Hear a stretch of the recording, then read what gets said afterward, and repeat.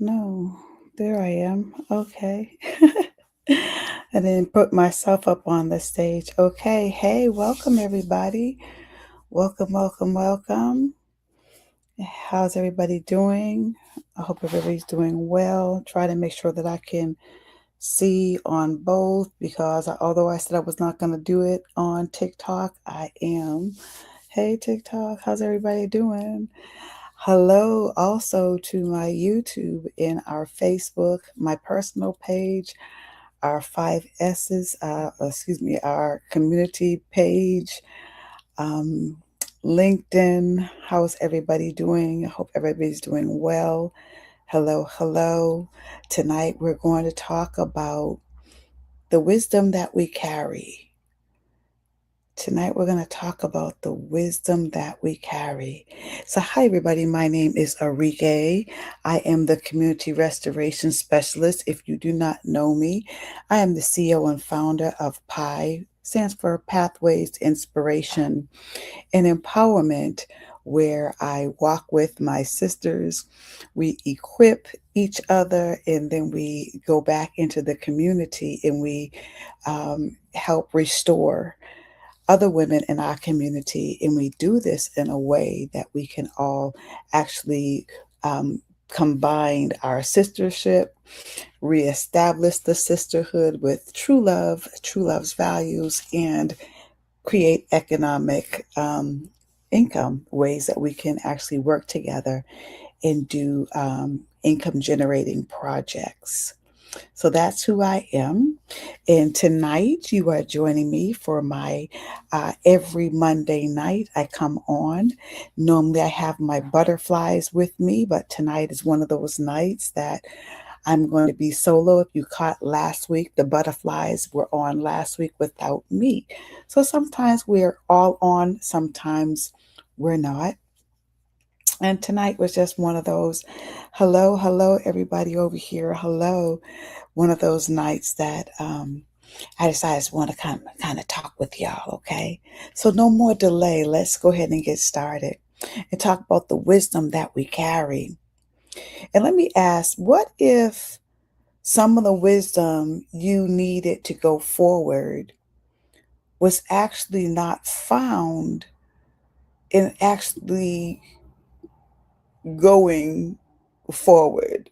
And I'm going to explain that in a second a little bit better. Okay. So, again, for those that are just joining, good evening. Welcome to Pie Talks. Tonight, I want to invite you to a different type of conversation. Not a conversation about what we need to accomplish. Thank you for the love. Thank you for the love. Not about what you need to fix, right? Not about who we need to become, but a conversation about what is it that we already carry. What is it that we already carry? And so I want to ask a question. What if some of the wisdom that we need that's required for where we're going, what if it could be actually found in something from what we just left or something in our past? Just sit with this for a moment, because the way society is, right? You really, really think about this. The way that society is right now, we're always thinking about what's next. Aren't we always thinking about what's next? We are, if you think about it. What's our next goal? What's our next degree? What's our next relationship? What's our next business? What's our next version of ourselves? We're constantly being told to reinvent ourselves. We're constantly being told, yeah, I'm trying to go back and forth, so don't mind my eyes. We're constantly being told we have to reinvent ourselves. But tonight I want us to consider something different. What if becoming doesn't always mean becoming somebody new? What if it sometimes means remembering who we actually are? And what do I mean when I say where we come from? Let's break this down a little bit. So, when I talk about where we come from, I'm not only talking about our genealogy, but I'm talking about where you come from, who raised you, right? Who are the women that came before you? Who are the men that came before you? Think of some of the stories that you've heard. Think of some of the traditions that were passed down in these generations. It seems like we're losing more of these traditions that I'm talking about right now. The things that family would intentionally teach you.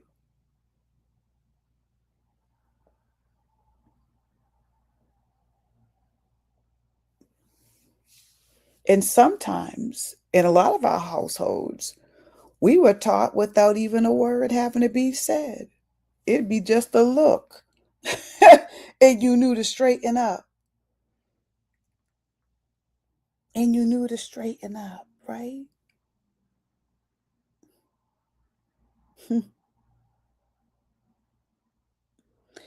We inherit more than just names. We inherit stories. And these are some of the things that are seem like they're fading away in our community. And this is one of the reasons why within Pi, we think it's vitally important to tell our stories, to be mindful to have the elders come in and speak with us and remind us of things that were passed down that can only be passed down when we come together.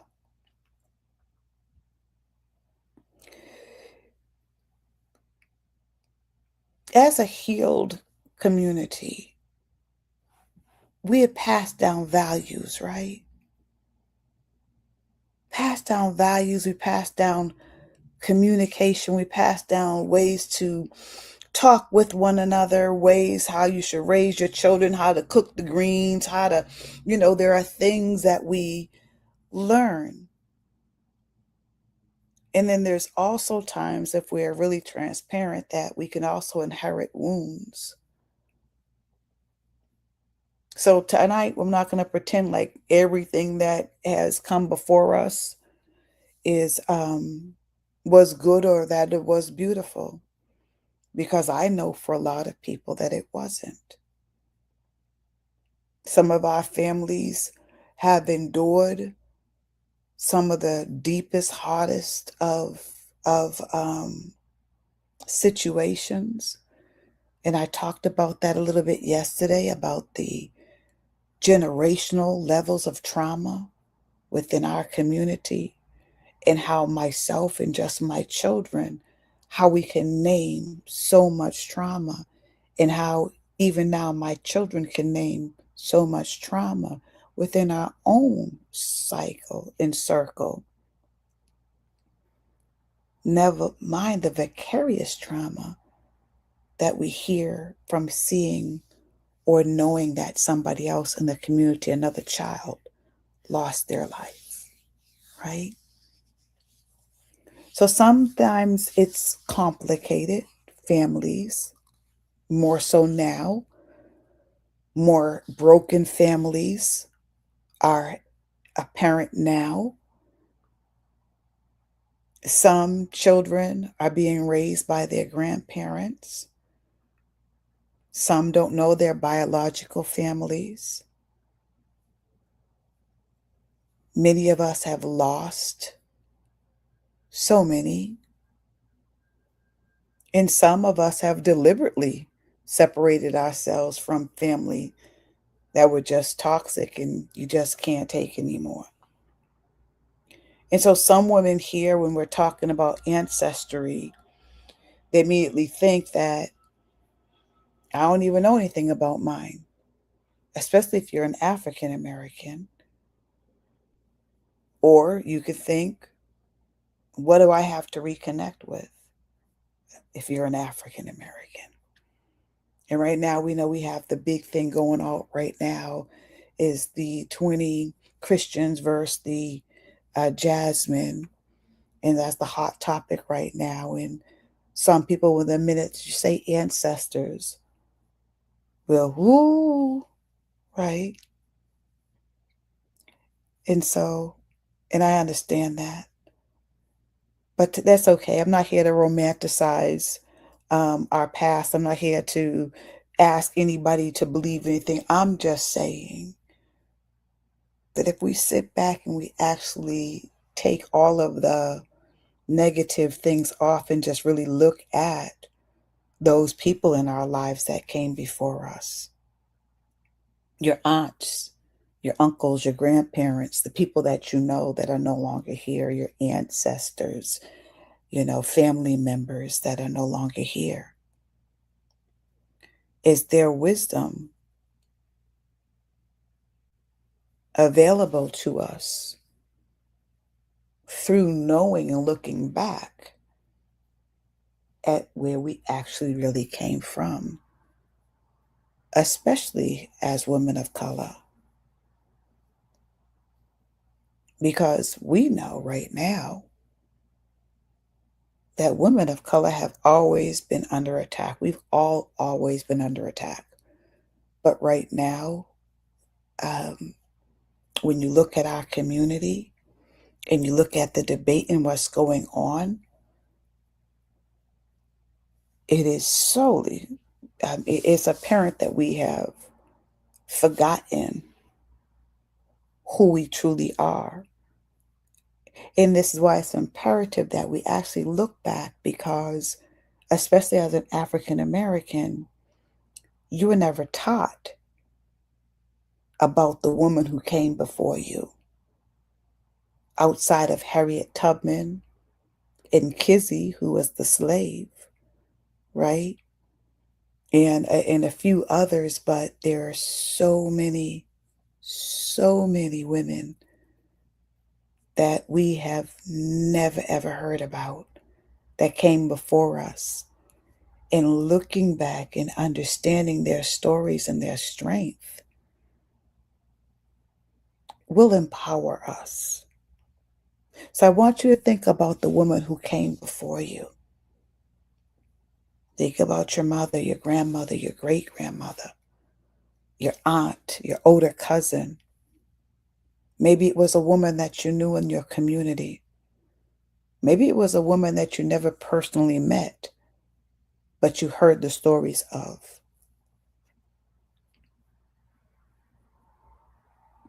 Think about what she had to survive. Think about what they had to figure out without Google and Chat GPT, without social media. Thank you for the love, brother. I see you. Without all the resources that we have today. Our ancestors survived. They built homes.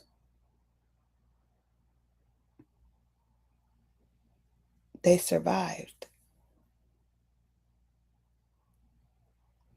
And Big Mama, when we had Big Mama,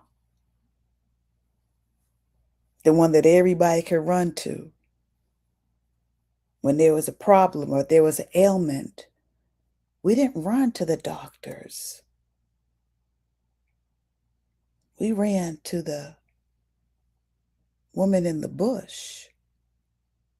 They knew how to put the herbs together. that the Westerners came and deemed as a witch and decided that was wicked and that was evil. But it's really medicine. So they gave us plant medicine, they gave us verbal medicine. When they cook from the heart, from the ground, and they gave us nourishment. That's where we come from. Many of them survived poverty. Many of our mothers knew how to stretch $20 into meals to feed the family. They knew the herbs. They knew how to pray. And they didn't pray like a lot of people pray today to be heard by other people. A lot of people pray and they do these extensive prayers because they want to be heard. They want to be esteemed by man. But back then, our mothers knew how to pray. And there was a difference. They knew how to make things happen. They knew how to organize and come together. And they knew how to survive some of the most hardest, horrific circumstances that would have broke so many women today.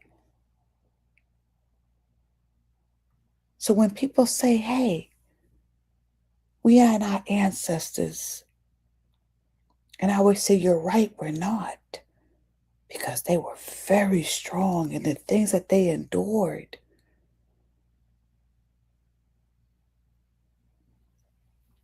And what if some of that strength, what if some of that wisdom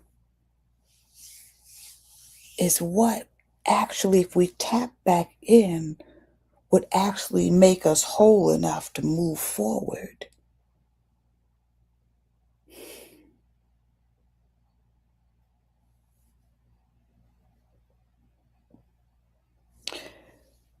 Our wisdom will disappear after my generation if we do not start to preserve and get back into the community with the younger generation.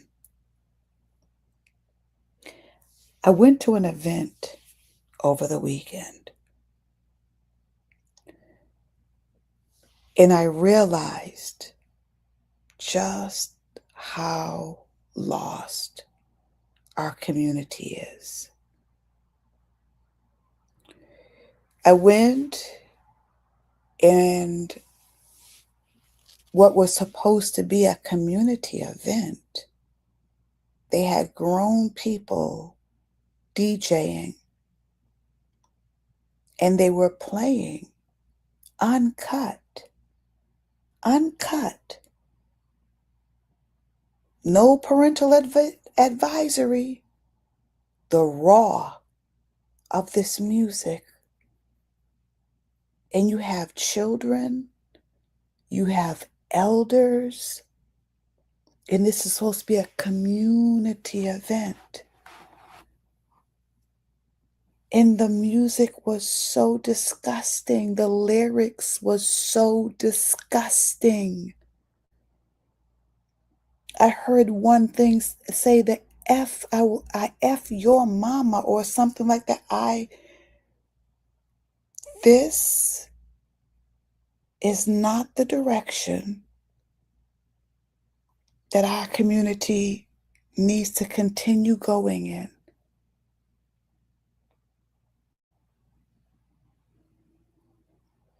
And when you forget who you are and where you come from,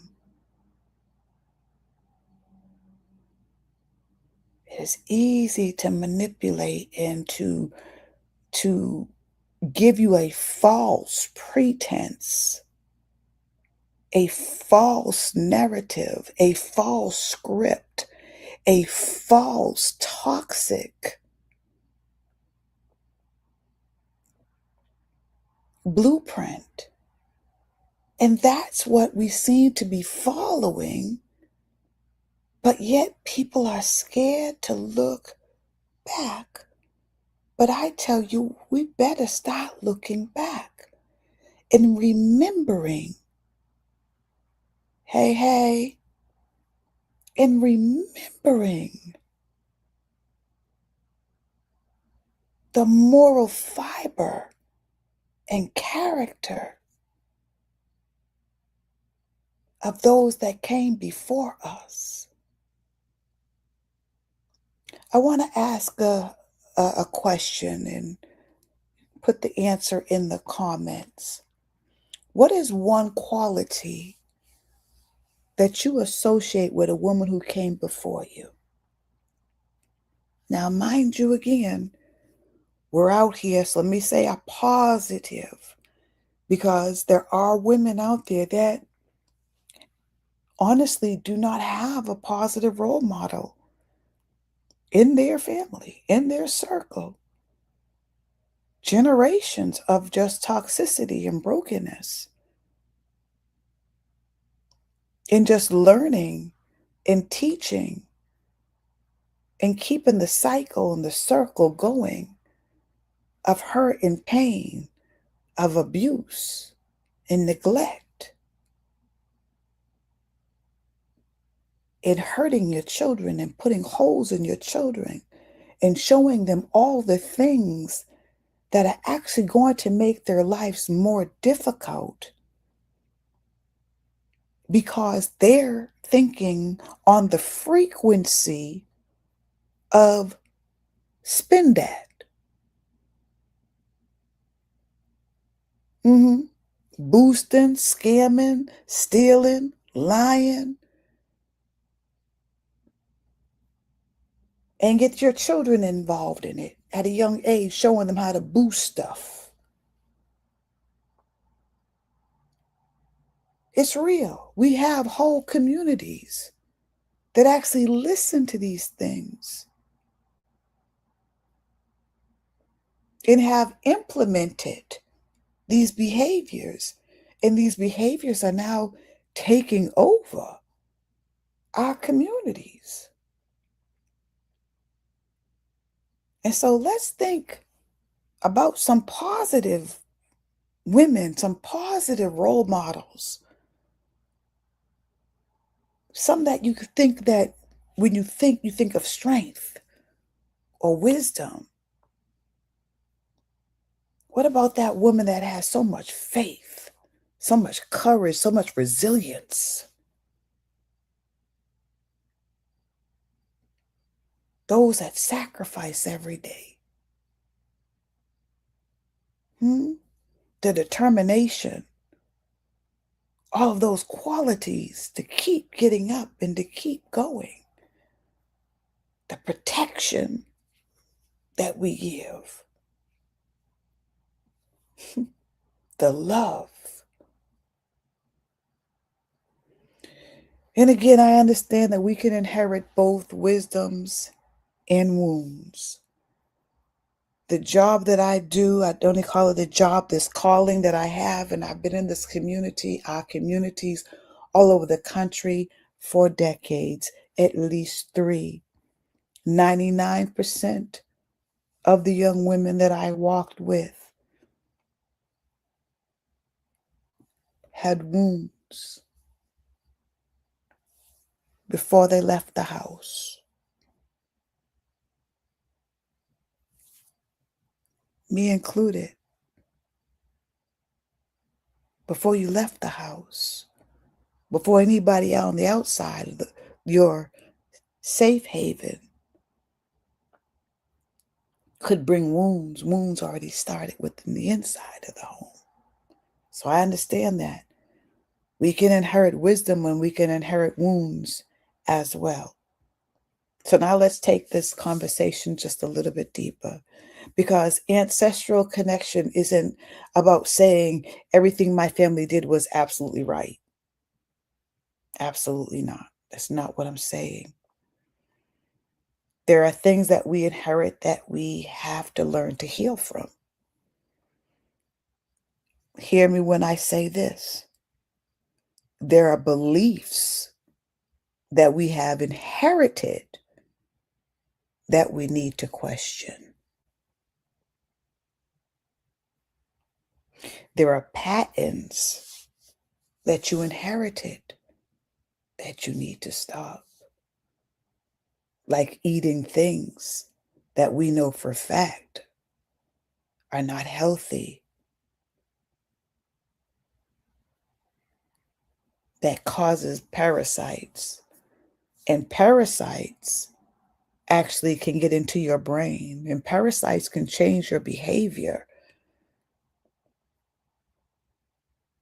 So a lot of people just want to eat whatever they want to eat, not knowing that that's actually affecting so much more your skin, your eyesight, your liver, your kidneys, your vital organs. So we eat them because it tastes good. But if you look back and we look back at our ancestors' wisdom, they ate and they knew when to eat, how to eat, because they were in control of what they grew. We wanted to be so much like these people in America that we said, okay, we'll stop growing our own food and we'll let you feed us. And now most people in our community don't know how to grow a plant. And everything in the grocery stores allegedly is fake. And that's why sickness and disease is running rampant in our communities. So everything that we inherited is not good. Some things that we've learned, we have to start to re-question. There are fears that we've actually inherited, especially when it comes to African Americans looking back at our ancestry. There are survival mechanisms that we have protected for years. And if you have a Black son, you know exactly what we're talking about when you're driving.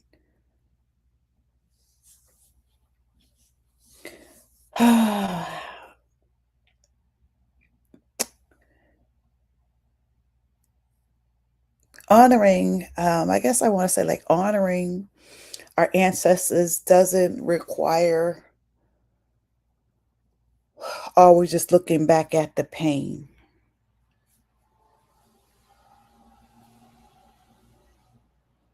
Yes, we can honor those that survived and shared their strength. And because of them, we're here. We need to know that that same strength is still available to us today. We need to know that there's nothing wrong with looking back and honoring those that came before us, those that sat and endured, and many who are still walking right now. Not all of our ancestors that endured so much so that we would have the freedoms are even dead. They are yet alive, my father being one of them. It is okay to honor those that came before us, those that are still living, our elders, and those that have been deceased. It is okay to understand that our voice, to lift our voice and to talk freely about our ancestors, is nothing that we should be ashamed of, nothing that needs to be silenced. Honor those that came before us. Honor those where honor is due, and respect for those of our ancestors. I don't understand why people think because our ancestors took their last breath that somehow or another they are demonic and evil. I don't understand. And I know that they don't understand that venerating and honoring and looking back is nothing demonic about it. It's education, it's healing. But if you allow the rhetoric, but you've never yourself stopped to look and do any type of research because of the inherited fear that has been passed down, an error on purpose, you know? And so, also the difference between honoring and repeating, because everything that was done in the past isn't something that we want to look back on, right? Things that hurt children, things that are abusive toward any human being. We don't want to bring those things to the present. But the way that we don't repeat is that you must know what happened. You have to understand what's going on, because if not, the cycle will repeat itself. Even in every sport, you observe your opponent. You study your opponent to some point. So, because I don't want to say like it's an opponent, so it's not that, but I'm just like, how can you be so against something and never have looked into it? Like, they're your ancestors.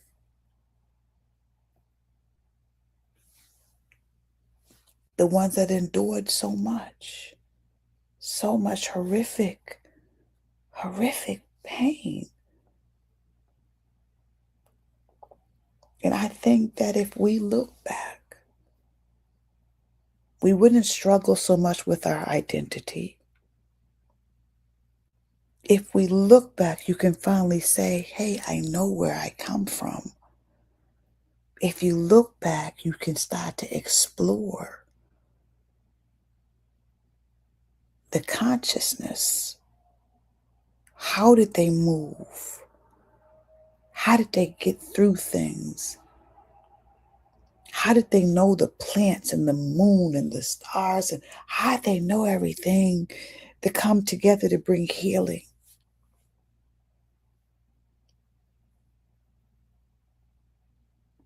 Tonight, I want you to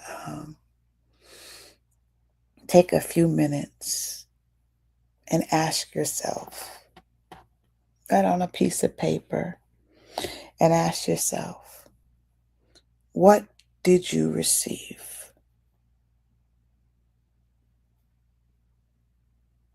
What did you receive from your family line, from your ancestors? What strengths did you receive? What values were you taught? What tradition, what lessons?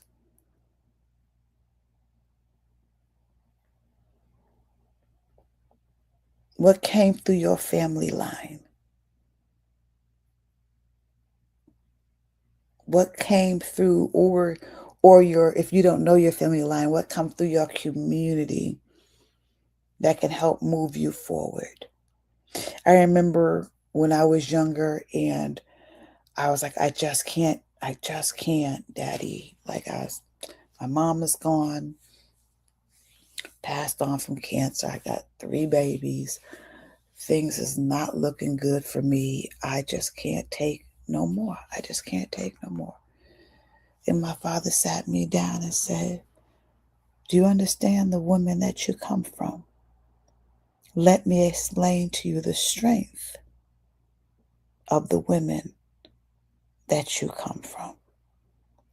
And he began to tell me about my grandmother who couldn't read, who could only scrub the floors of the big mansions up the street that I ride by almost every day. Abandoned with 8 children, actually 9. One of the twins passed away. And she was able to buy the house that I'm sitting in right now, a triplex.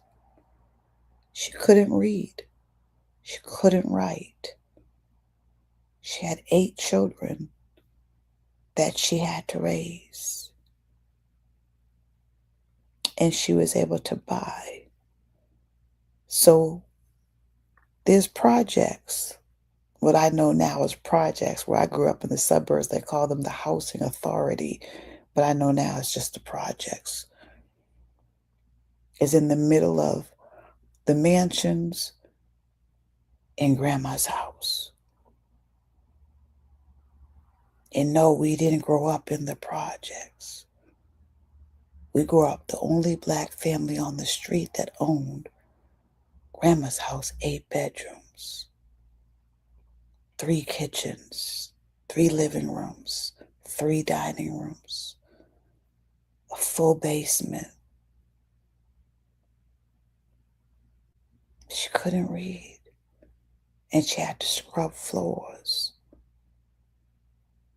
And my aunties, all their first jobs was scrubbing the floors of the rich people up the street. He told me about my mother. And how she went from nothing to a college graduate. So what did you receive?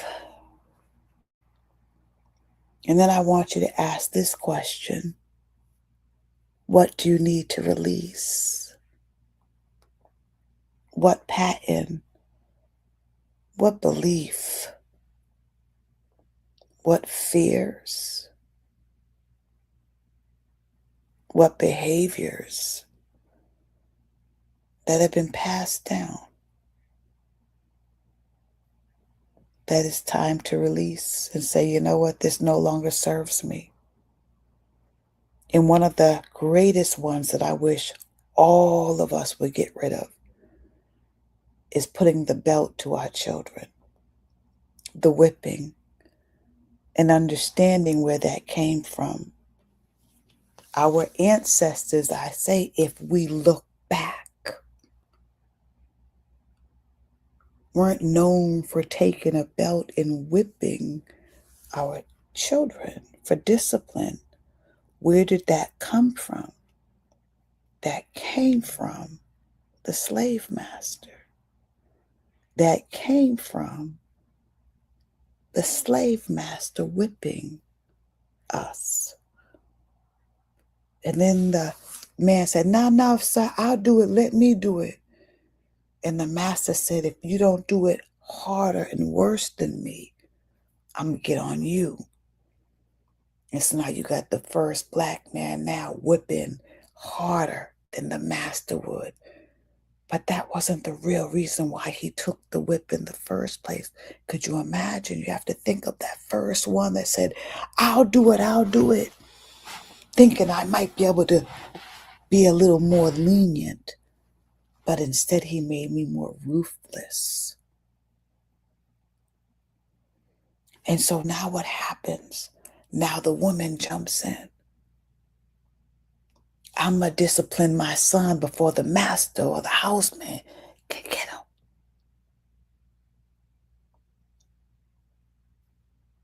That's where taking a belt and putting it across our children at early ages, as early as 2 years old, excuse me, you see people inflicting corporal punishment on your child. And some that don't know how to stop and do it in anger and literally are whipping your children as if you are the slave master and they are the slave. That is something that our community needs to give back. That trauma that you're placing on your child, that level of anger, that level of no, it is unnecessary. And that is something that we continue to this day to pass down, that sickness, that abuse, that whipping our children as if you are the slave master. There are other ways to tend to our children other than acting like you're the slave master and taking a belt or a cord or anything and whipping your children. I did not say do not discipline. I said we need to return the whipping back to the slave master and stop whipping our children. What will we move forward? What will you pass forward? This is the last question. As you're growing, as you're developing, as you're coming into yourself, and those that are coming behind you, what are you leaving for them? What type of life and life's lessons are you leaving to them? Not because you're perfect, not because we're perfect, not because we got it all together, but because we chose to heal, because we chose to grow, because we chose to build, because we chose to do things differently. So take a moment, ask yourself those 3 questions, write them down and think about it. And then think of the part of the lineage that you are a part of. And really understand who you're connected to, why you're connected. Think of those stories. If you don't know, go ask.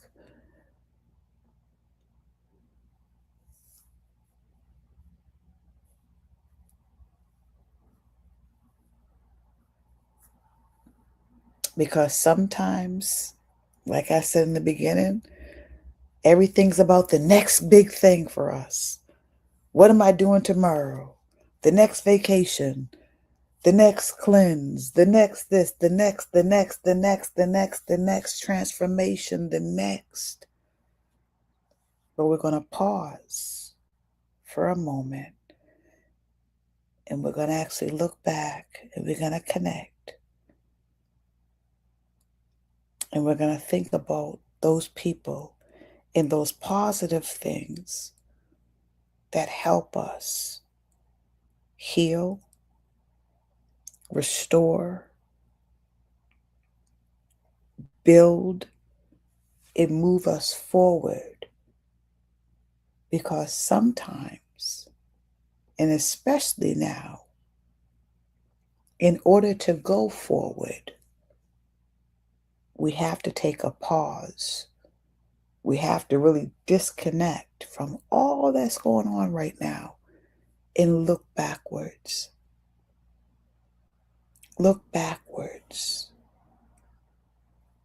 Not to dwell on the harsh things, not to dwell on the pain or the wounds, but to heal, to restore, to strengthen, so that we can leave something for those coming behind us besides chaos, toxicity, and heartache and heart pain and heartache and pain? Because restoration isn't simply about just one person or one family. Restoration must take place for all of us. After survival, what happens when we as women really start to understand who we are, our strength, our history, our culture, our gifts, your voice, your purpose, the responsibility that we have to ourselves, to our immediate family, and the generations coming behind us that came out of us. Our restoration is important, y'all, because those girls behind us need somebody that can lead them, that can show her true love, not toxicity. Show her how to carry herself. Why don't we pass down the essence and the qualities of what builds a healthy woman? What constitutes a healthy relationship, a healthy partnership, which would lead to a healthy community. In order for the next generation to change, we must come back into the community. We must restore. We must rebuild. We must return to some of the ways that our ancestors did things and to stop being afraid. Because, sweethearts, the direction that we're going, it is not the right direction. We have more single mothers that are young, that are living in poverty all over the country. We have young girls out here traumatizing one another. Sometimes the girls, the gangs, the bullying is worse than the boys. We have parents out here in their 50s who have grown children in their 30s who are broken, who don't know how to stand up and be men, that don't know how to stand up and be women. You have generations out here of young women, young children that have never had a real meal because everything's microwavable.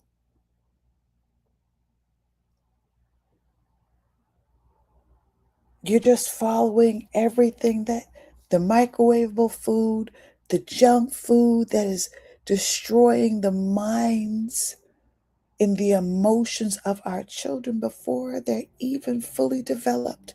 And then you throw electronics on top of that.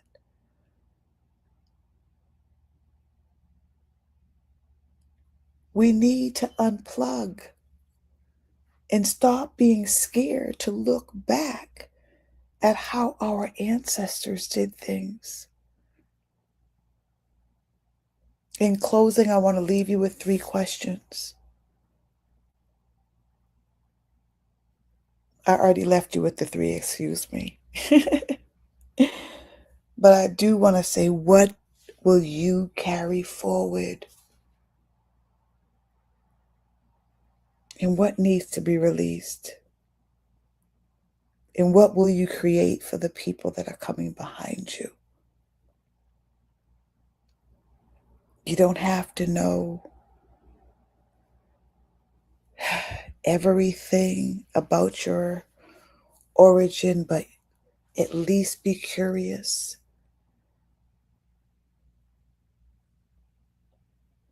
At least be curious. Because the way our community is going, it's not good. If you still have elders around, sit with the elders. Ask them some questions. Ask where you come from. See if they remember. In order for us to go forward, we really need to look back.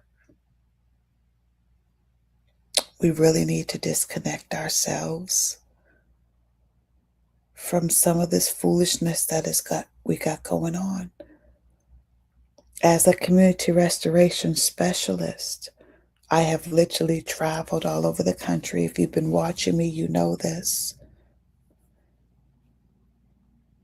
And it's the same thing in every city, in every borough.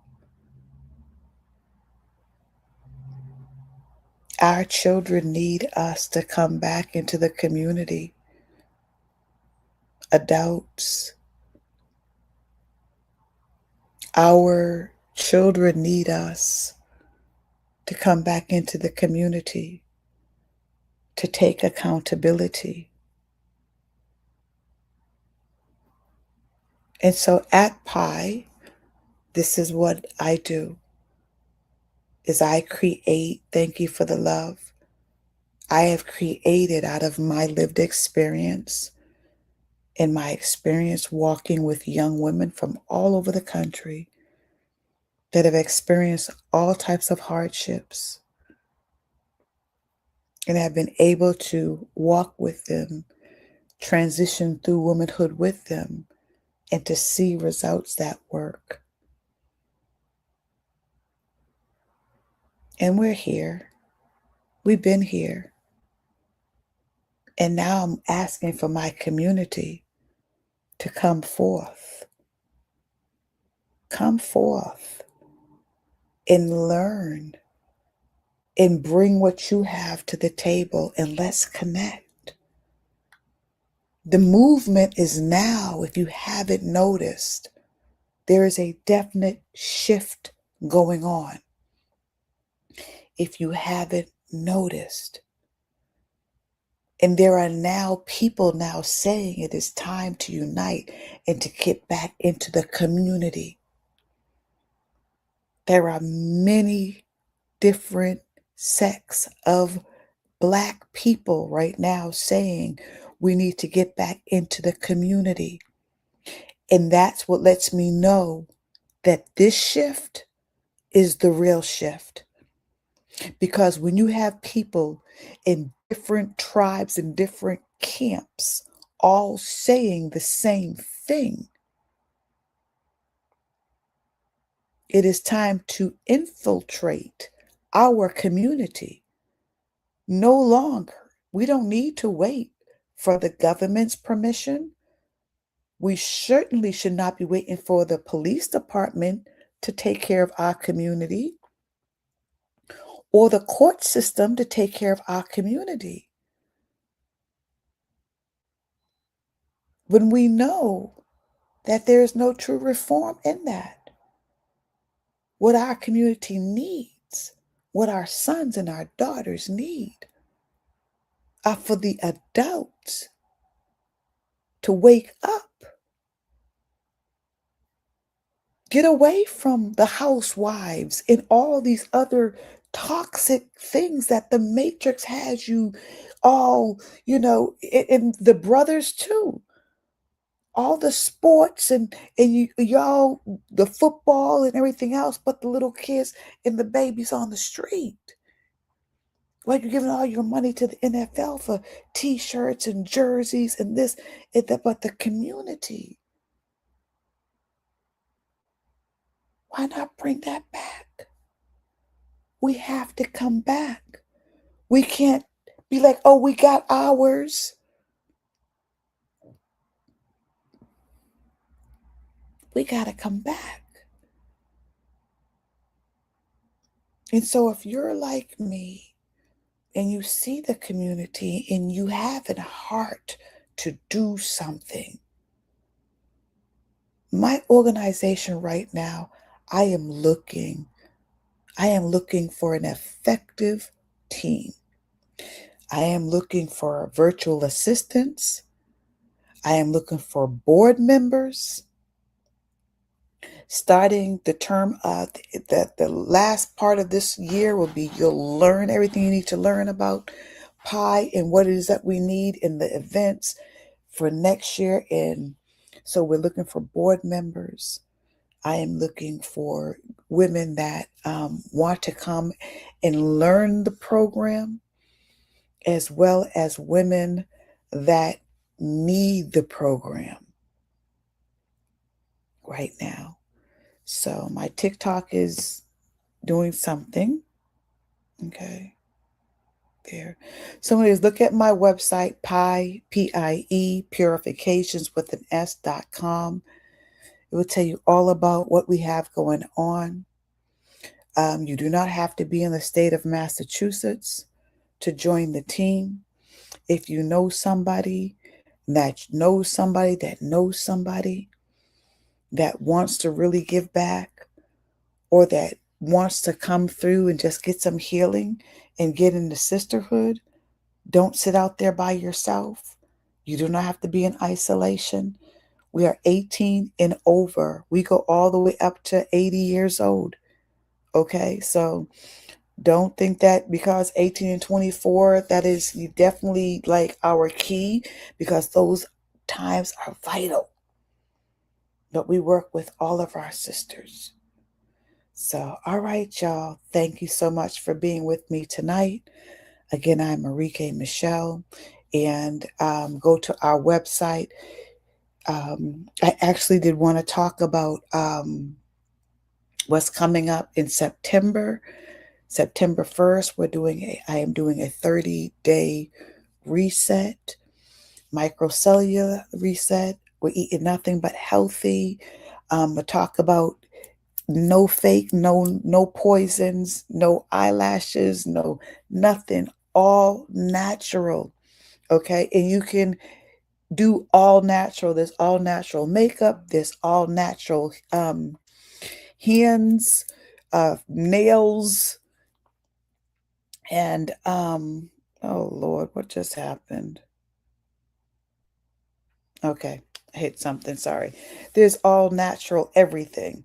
Okay, eyelash, there's all natural. There's stuff out there. So I'm gonna talk to you about some of the stuff that I have found, and we're gonna go natural because we are wanting to clean the inside of our temple.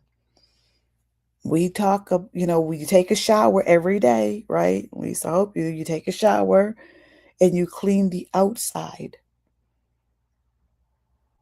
If you're not paying attention to what you're putting in your mouth, and if you've never cleaned your insides, you can clean this all day.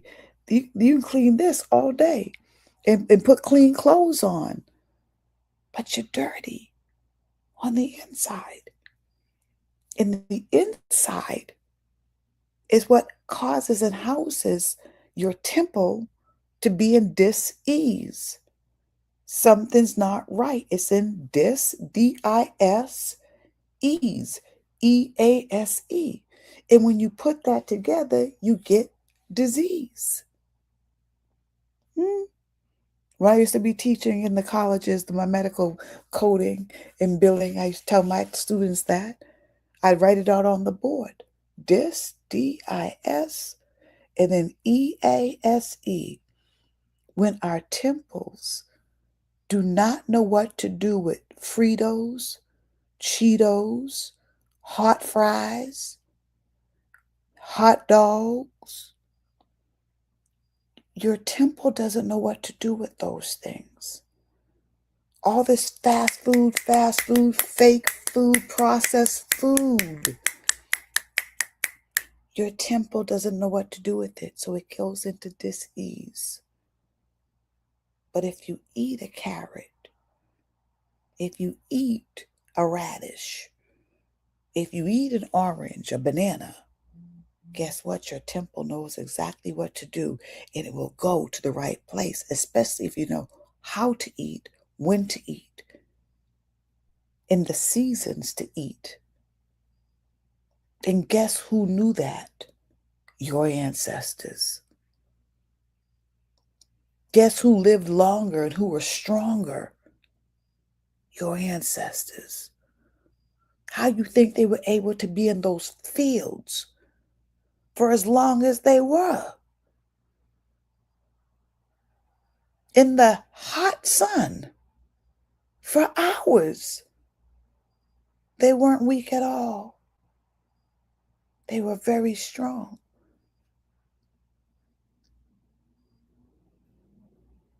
How you know they took care of their skin after it was tore off their bodies?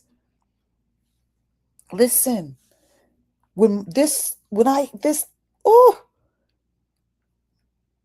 hit the other day and it's still sore, y'all can't see it up there. Could you imagine? I couldn't imagine. And do you think they had remorse? Or they had time off after they bludgeoned their backs with the whip? They still had to get out there, but they knew the herbs to put on. They knew the healing herbs to put on. I was walking out my friend's gate. My friends asked me what happened. I was walking out my friend's gate and my eyes were filled. And there was a thing on the gate and it just, and I could just, and it just dug. This was all over a week ago. That was over a week ago. It was really swollen, but because I'm not afraid to look into my ancestors, I put some healing herbs and stuff on there. Okay? So, excuse me, I got the hiccups, so I got to get off now. But anyways, yes, it hurt. It hurt bad, but so our ancestors were not weak, and our ancestors had a lot of knowledge. They had a lot of knowledge, and they were very spiritual.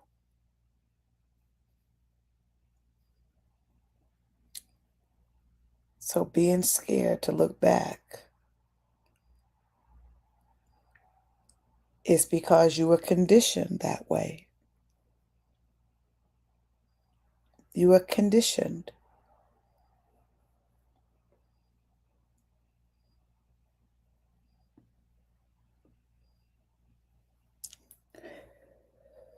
Take a look. That's all. It's over an hour. Thank y'all for being with me tonight. Have a beautiful rest of your evening. Please reach out to me if you want to be a part of the September reset. Please reach out to me if you would like to join our team. Again, we're looking for board people to sit on the board. We are looking for people that will help us get this company up and running. And right now it can only be volunteer. I do apologize for that. But as soon come, they will be paid positions. Okay? All right, y'all. Have a wonderful evening from my heart to yours. Thank you for the love. Thank you for being here. And I will see you next week for Pie Talks from my heart to yours. See you later.